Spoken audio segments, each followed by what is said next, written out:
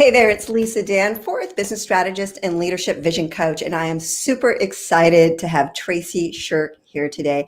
Traci is a talent optimization expert. I love that title, Traci. It's just like, it's awesome. She is from Scherck Consulting. Super excited about this conversation, given everything that's been going on in 2020. I think we could all use a little support with helping our team. So I'm super excited to have you here, Traci.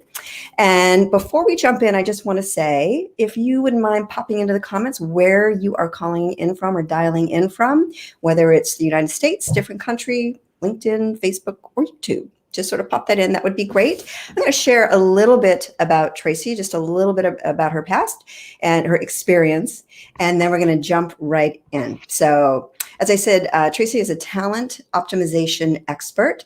She's dynamic, thoughtful, and innovative HR professional that is committed to putting humans first while achieving customer engagement and profitability goals through authentic and concise HR solutions. Brilliant, right? It's win, win, win. Win for the employee, win for the employer, win for the clients. Absolutely phenomenal. Traci spent 15 years of experience building and implementing HR programs that result in increased retention and employee engagement. She is the talent optimization expert and a skilled trainer and soon to be coach, I just learned as well. So awesome. Thank you, Traci. I'd love to hear, will you share a little bit about you and your path on how you've really gotten here? Yeah, absolutely. So a little bit about me, my background, 18 years in HR, and I think that our work world is as important, but sometimes our personal world's more important. So I'll just share a glimpse of that as well. I have 2 teenage boys and 2 Newfoundlands. So we kind of run a zoo at our house in a way, which is fantastic, especially with our virtual learning. And, I share that first just to say, with all of us working at home right now in this virtual environment, one of the things that I've absolutely loved is that kind of Wizard of Oz curtain has been taken down, where we've really gotten the opportunity to know individuals as people versus just professionals, and we're all in the same pot of soup, right? So, but going back to the HR background, really 10 years in nonprofit organizations, building HR departments from the ground up, and then, years of consulting, both in small organizations, large organizations, school districts, manufacturing, kind of all over the place. And so the bottom line is, we believe every individual has a right and a choice to be fulfilled in the work that they do. And that is what we do.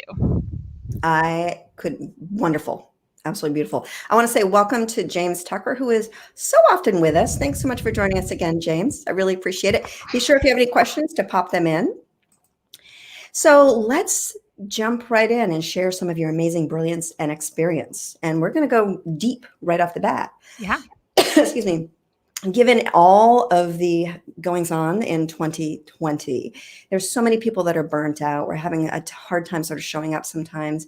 How do you help businesses support their teams to show up, be productive, and really enjoy their work during all that's going on?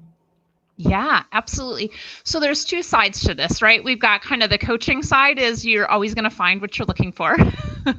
and then the other side, when we really look at this from a talent optimization approach, is it's, hey, what is the specific job that the organization needs the individual to do?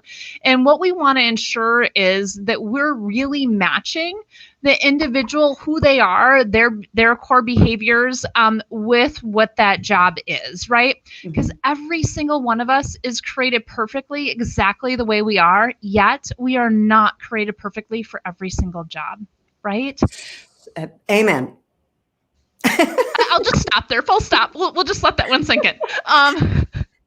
No, well, not. And how do you determine that? I mean, that is really difficult to do. And especially, again, now that we're sort of navigating this whole new landscape in business, so very important, not easy to do. How do you start that process? Magic? No. Okay. So we utilize a tool called the predictive index. And so the predictive index has a number of data analytics with it. But one of the key things that predictive index does is it really looks at some key 3 areas. It's looking at what are the, It's the head, the heart, the briefcase is what we like to call it. Oh, So I know, isn't that fun? yeah. So what are the behavioral traits that an individual truly is for who they are? And then what is their cognitive, right? So behavioral is, will they do the job over a long period of time? Because let's face it, we can all do something for a short period of time. Mhm. I can dig into my numbers and my financial stuff for about 5.2 seconds. Okay, maybe a little bit longer than that. But if I had to do that all day, I would hate my life, right? Mhm. So, we need to really be sure that we are connected in a job that is fit to who we are and our natural behaviors, right? And then it's the cognitive, can you do the job? So that's really looking at not an IQ test, the size of the sponge, but it's really, hey, how quickly can that sponge absorb water, right?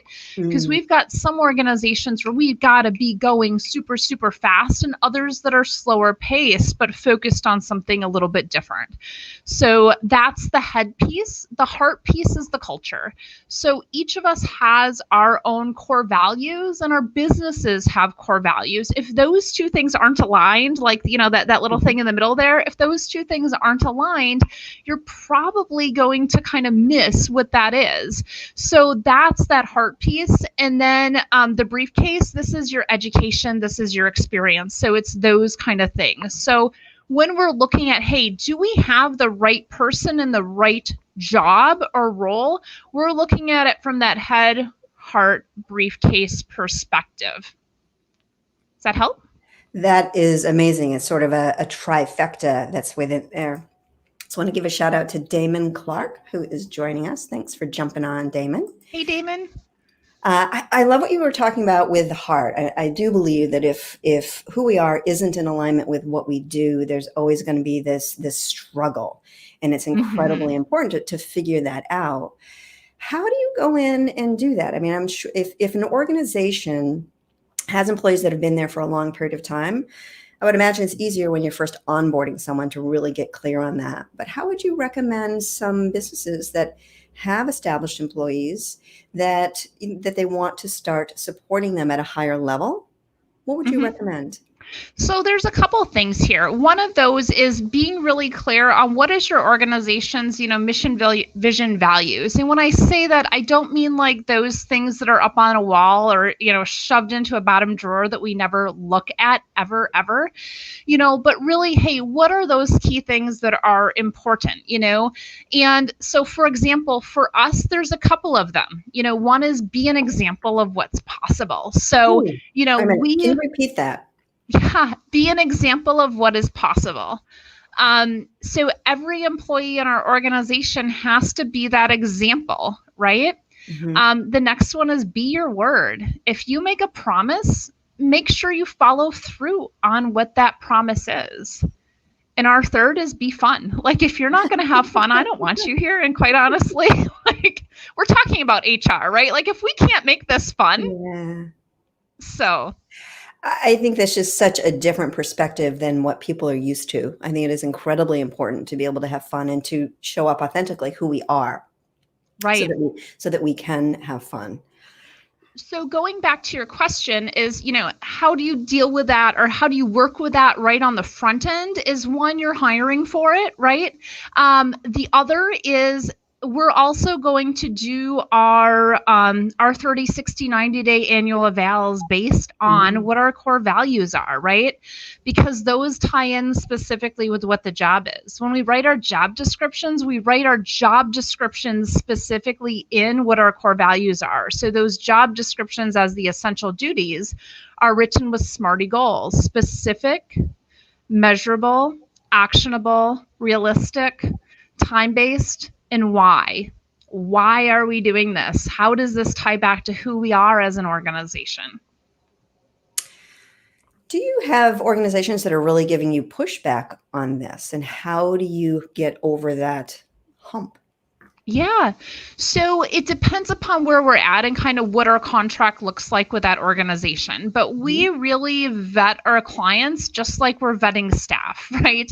So, and I've said to, prospects in the past, hey, I don't think we're a great fit. here's somebody else who may be.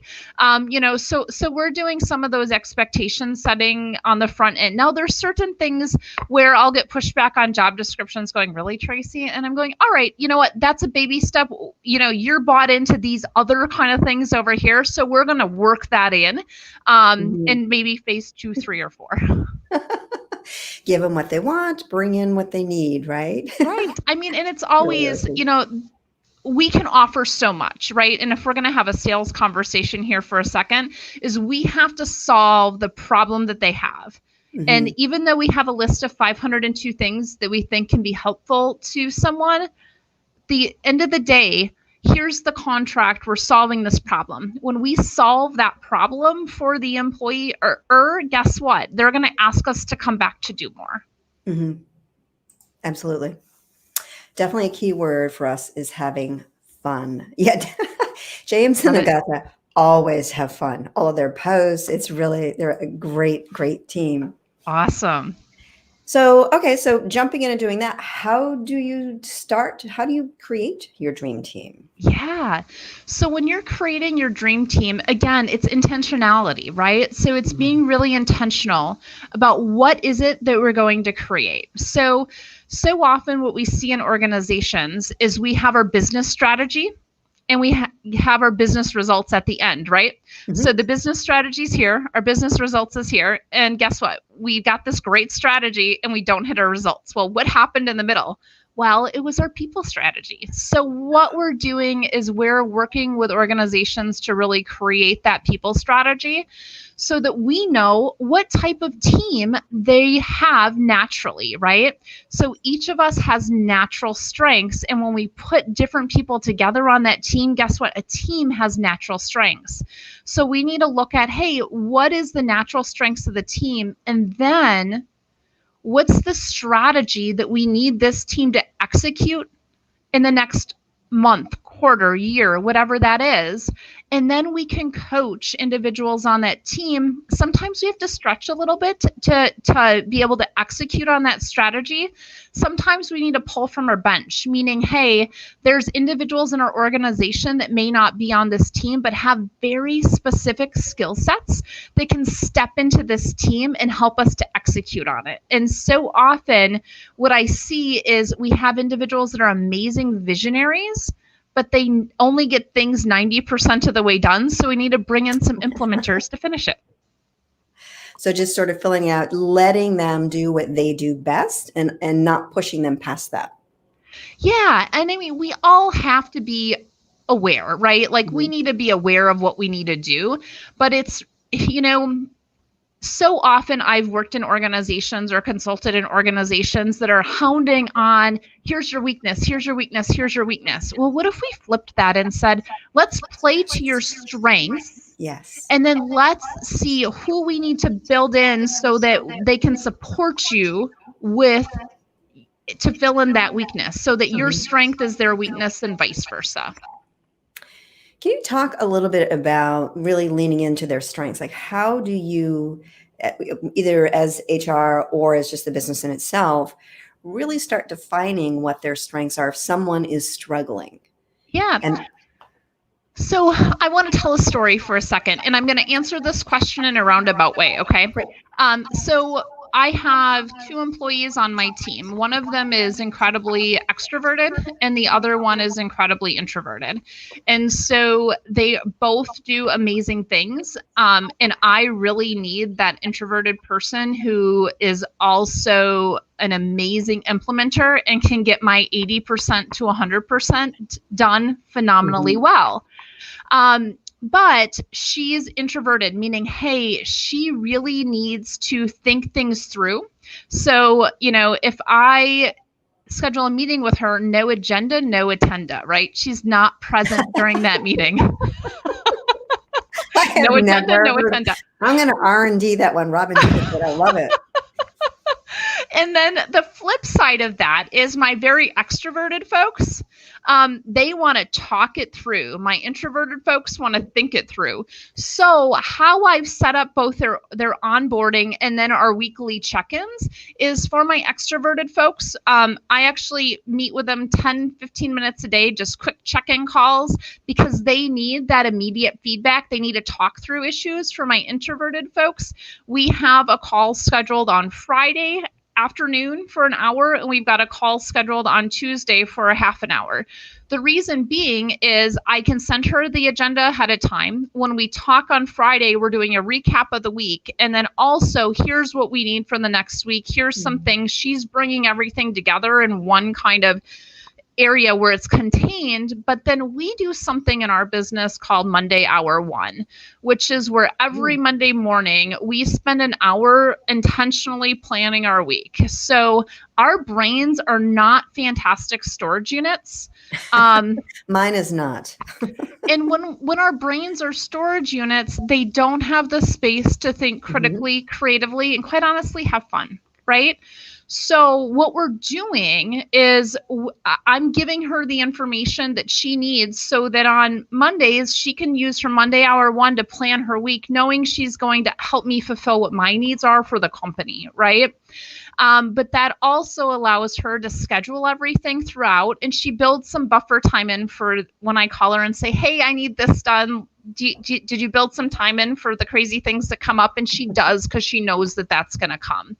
So that's just an example of how we are working to the strengths of our staff. And I call that the platinum rule versus the golden rule. Treat others the way they want to be treated versus treating others the way you want to be treated. Because if, and I have treated employees the way I wanted to be treated in the past. And you know what?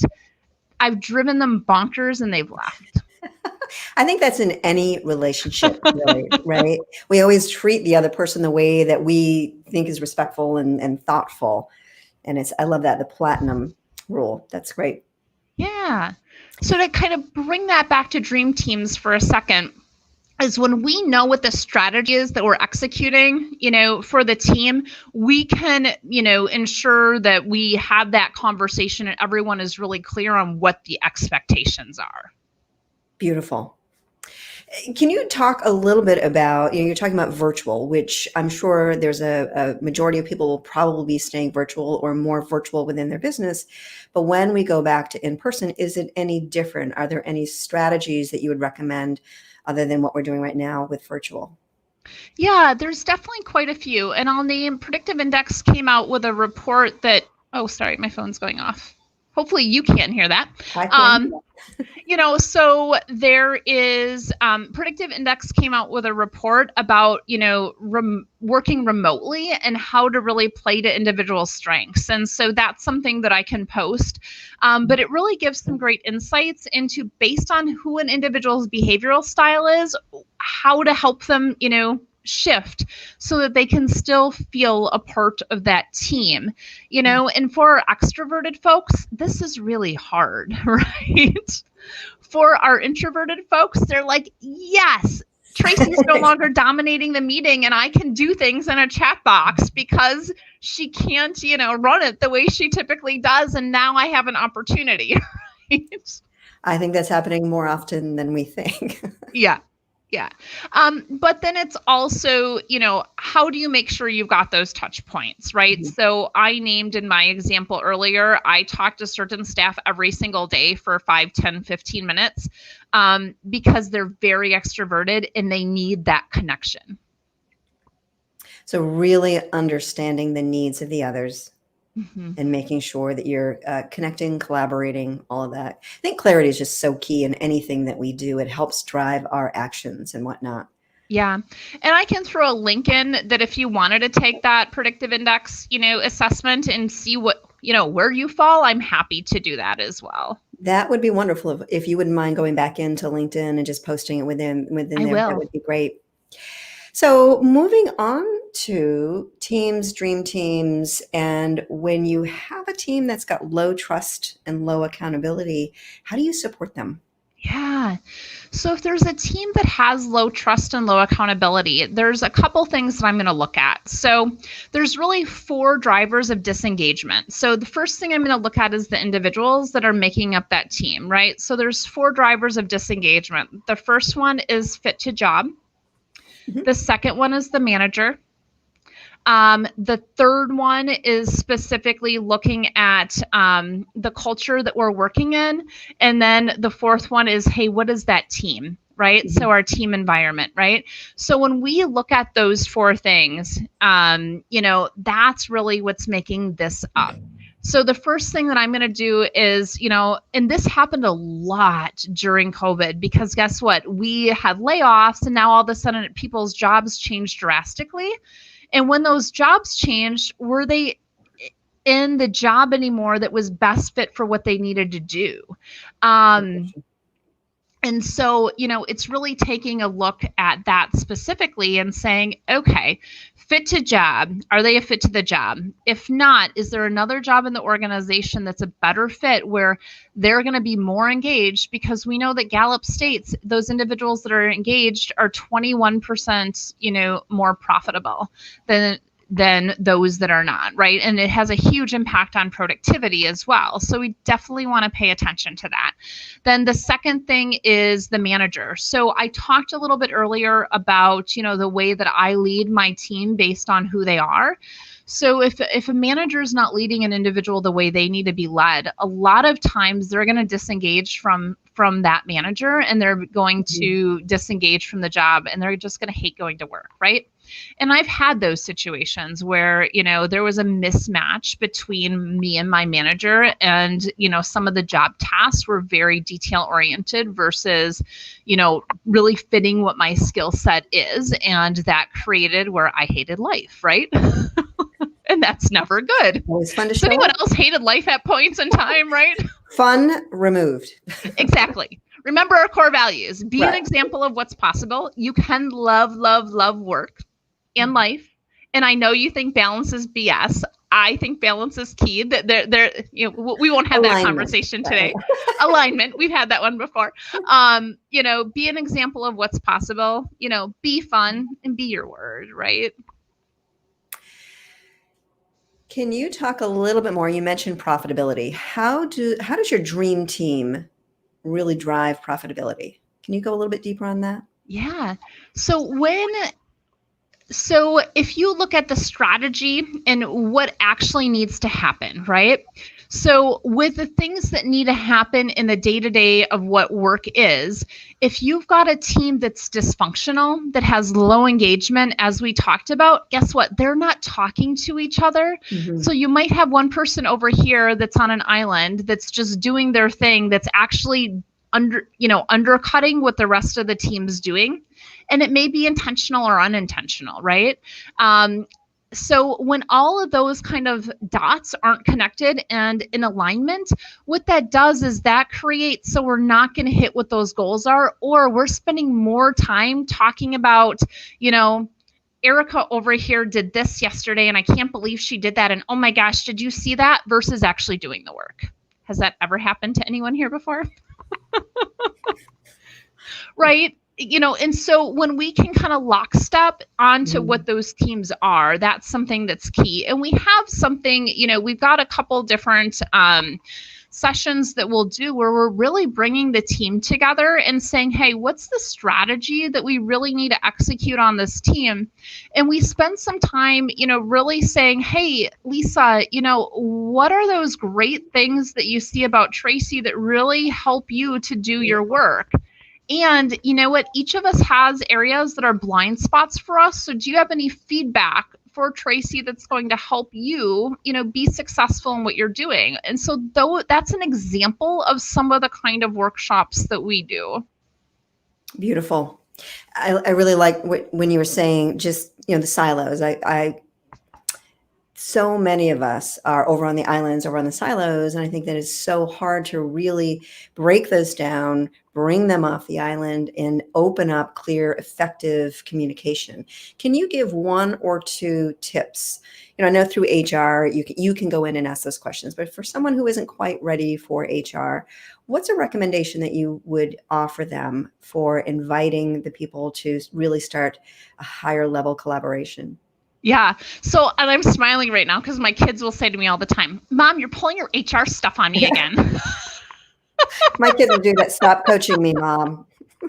Totally get it. So for those individuals, that just are really saying, hey, I don't want to be on an island anymore, and I don't really know how to move this. Sometimes it's getting curious about what's going on with the other person, right? Mm-hmm. We are all human. So my favorite curious question is, I wonder what is on their plate that I don't yet know about. And how does one actually find that out? Ask, right? Exactly. Compassionate curiosity. That's something I talk about all the time. Just really, you can't go wrong with pure curiosity, not for the sake of judgment.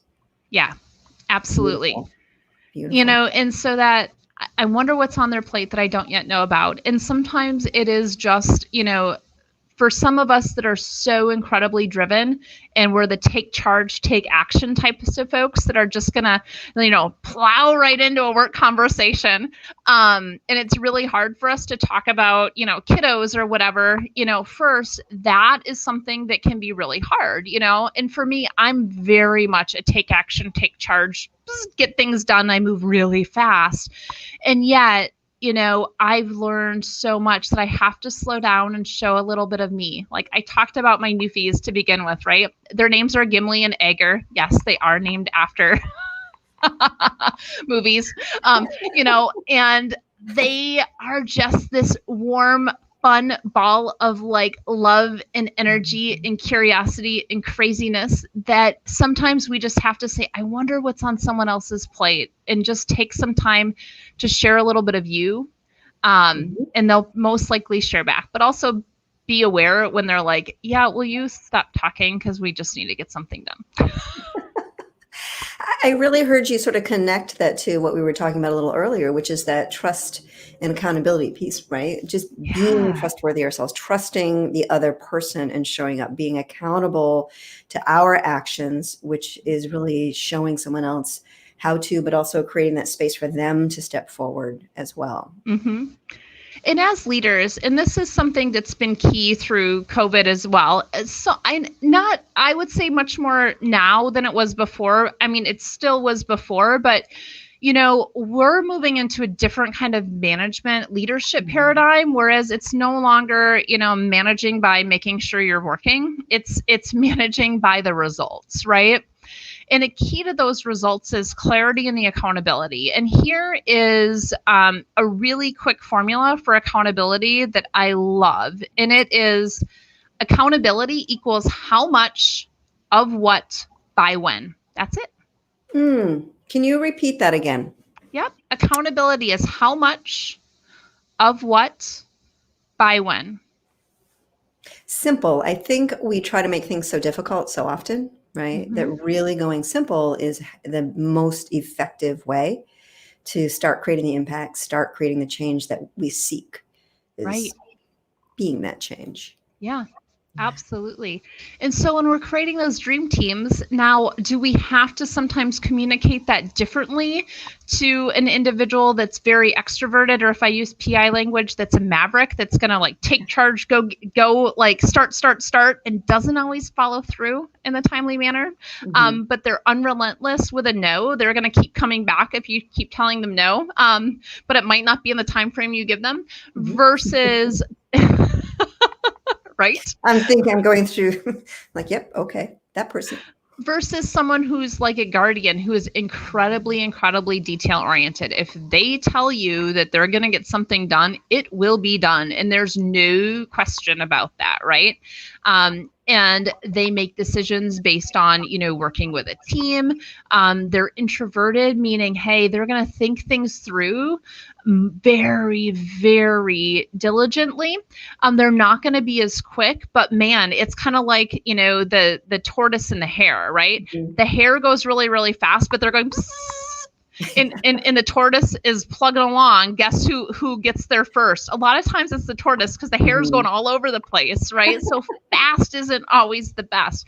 And we need to know when we have accountability how to manage both of those as leaders. That's beautiful. Really. All right. So do you have any resources that you would recommend for people, again, they're not quite ready for an HR department or bringing someone in? Do you have a couple of resources that you would recommend for people? Yeah, there's a couple resources. So one of those resources, Predictive Index, like I said, is a fantastic resource. I will throw that in the chat. So you can take that, there's no charge to that. Then, we're happy to have a follow-up conversation. The other thing that we have available is we have something called our HR Foundations program. What our HR Foundations program is this is really for those organizations that are either an HR department of one or don't have an HR department. It provides you, I think there's about 30 hours of recorded training out there. We do live office hours, either with me or a certified HR professional that's a part of my team, every Monday from 1 p.m. to 2 p.m. Central Standard Time. I'm sorry, those office hours are the first and the third Monday of the month from 1 to 2 Central Standard Time. We do a webinar on an HR topic every second to Monday of the month from 1 to 2. So essentially every Monday at 1 p.m. is what you're getting, along with there's a closed Facebook group that's just for our members. And then we have the recorded trainings. We don't record office hours because sometimes things come up that we just don't want to have recorded. Right. Would you mind popping, if you can, any of one of those that Yeah, you can? I'll pop both of those in there. To go back into the chat. And I just want to say that Damon said, this has been fantastic. Damon, thank you so much. I know Traci brings so much to the table. I was thrilled that she agreed to come on and really share her brilliance. So Traci, are there any questions that I didn't ask you that you would have asked yourself? I love that question. And I think for every single one of this, you have to be humble and authentic to be able to ask that question. So thank you for asking that question. I'm not coming up with anything right now. I'm sure I probably should have an answer, but I don't. So yeah. So, to James or Damon or anyone else, is there any questions you have that you would love for, Lisa or I to banter back and forth on? And if you're watching the replay, please post the message in the comment section and tag Traci or myself. If you tag me, I'll make sure to let Traci know to come in and really answer that, because she has such a wealth of information. There's amazing brilliance to be able to support a wide variety of businesses. And as you've been explaining, Traci, just personalities. We need to be really clear on that. So it looks like we do not have any questions right now. So I just want to thank you so very much for showing up and sharing your brilliance. Where can people contact you, reach out? Where's the best spot? Absolutely. So our website is Elevated Talent Consulting. And that's elevatedtalentconsulting.com. Yes, we did elevate from Scherck Consulting to Elevated this year. That was one of the fun things with 2020 is we did a rebrand with our business. And so the other is both LinkedIn and Facebook. We're on there. So if you want to follow me or friend me on LinkedIn, it's Traci Scherck. And then Elevated Talent Consulting is that business page. Wonderful. Thank you so much. I so appreciate it. And I just want to let you know that next week, I'm going to be interviewing Paula Diaco, take 2. About a month ago, we tried it and I was all fuzzy. I looked kind of like a vibrational energy. So I had to kind of delete that. So we're going to be doing take 2. Paula is a book writing coach and just absolutely phenomenal. I'm super excited about bringing her in and being able to actually post it, which will be great. So thank you everyone for showing up. I appreciate it. Thank you, James. And he says, thank you, Traci. Really appreciate it. And I just want to say, too, I'm wishing to all of your success, all of you out there, whatever success is for you. All right. Thank you. Bye. Thanks.